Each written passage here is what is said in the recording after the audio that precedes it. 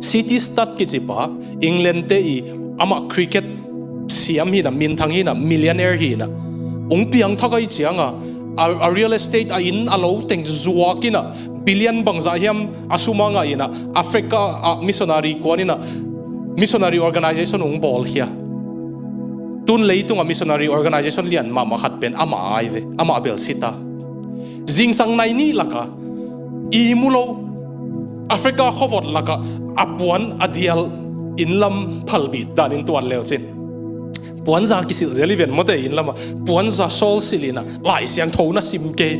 anwaya sem khatin sianang bahang tu tan tat imulo gimla lo ding mo chile hilo tu ni kathunget lai tak to panungom pi loina ama de lo na banga bangam ta kha ka che thu chiam thak sung te ka phen hing chi nuam heu pa ele mole e pola to ki hi ai chi pheta me tu ni kathunget to panungom pi lo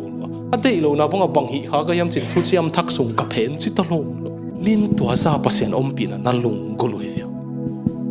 billionaire hilai abel millionaire itun na ding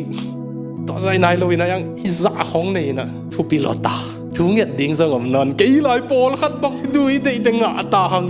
tak takala mi hau teng text piak teng to ayong ki wak na nahi ina abel thu pi ki sama ama billionaire to pa to ka gi zob na ahoi lo sak bang